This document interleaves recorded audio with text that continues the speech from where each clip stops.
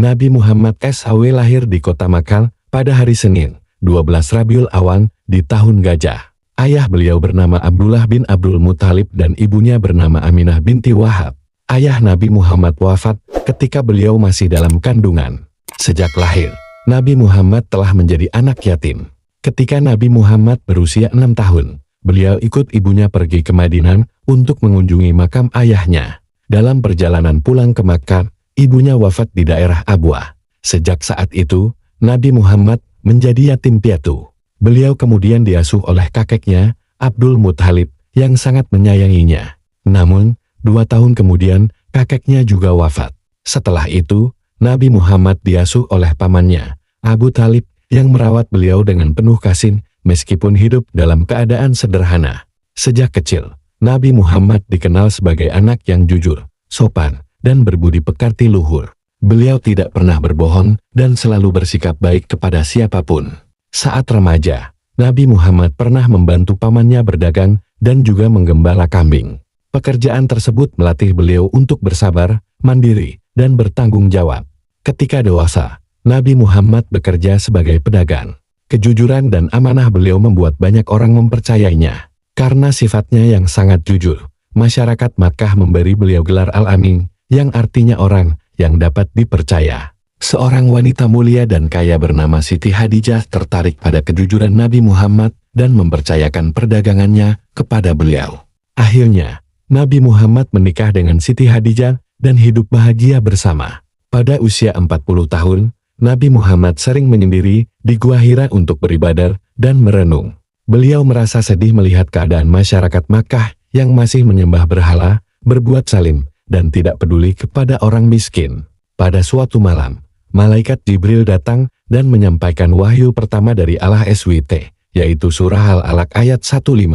Sejak saat itu, Nabi Muhammad SAW diangkat menjadi nabi dan rasul terakhir. Nabi Muhammad SAW mulai berdakwah mengajak manusia untuk menyembah Allah SWT dan meninggalkan perbuatan buruk.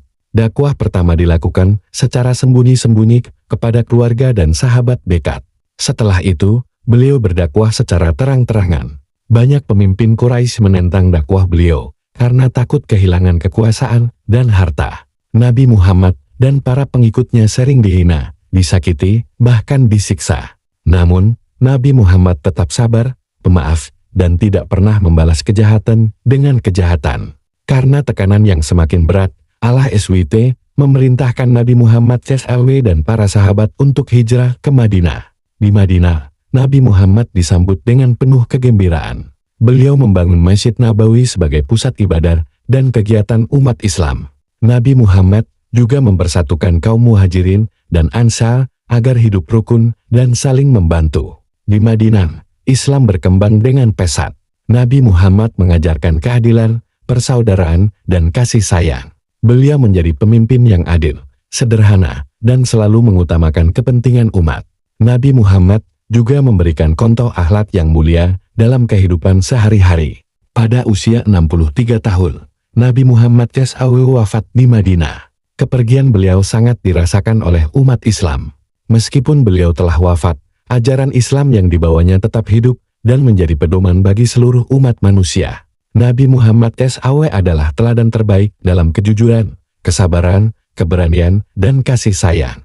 Umat Islam dianjurkan untuk meneladani akhlak beliau dalam kehidupan sehari-hari. Setelah Islam berkembang pesat di Madinah, Nabi Muhammad SAW terus membimbing umat Islam dengan penuh kesabaran dan kasih sayang. Beliau mengajarkan umatnya untuk saling mencintai, menolong orang yang lemah, bersikap jujur, dan selalu taat kepada Allah SWT. Nabi Muhammad hidup sangat sederhana meskipun beliau adalah seorang pemimpin besar. Pada tahun ke-10 Hijriah, Nabi Muhammad SAW melaksanakan Haji Wada, yaitu haji terakhir beliau.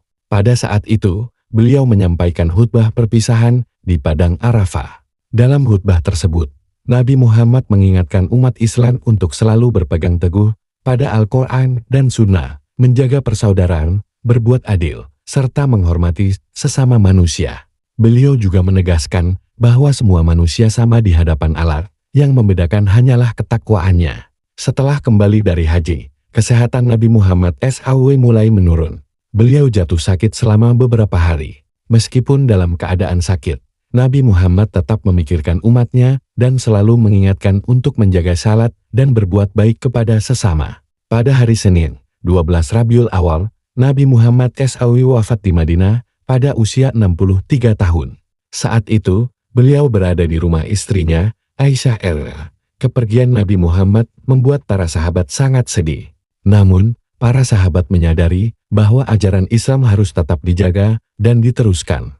Setelah wafatnya Nabi Muhammad SAW, para sahabat melanjutkan perjuangan beliau dengan penuh keikhlasan. Mereka menyebarkan ajaran Islam ke berbagai daerah dengan cara yang damai dan penuh hikmah. Islam pun terus berkembang hingga ke seluruh penjuru dunia. Meskipun Nabi Muhammad SAW telah wafat, akhlak dan ajaran beliau tetap hidup sampai sekarang. Umat Islam dianjurkan untuk meneladani sifat Nabi Muhammad, seperti jujur, sabar, rendah hati, pemaaf, dan selalu menyayangi sesama. Nabi Muhammad SAW adalah suri teladan terbaik bagi seluruh umat manusia sepanjang zaman.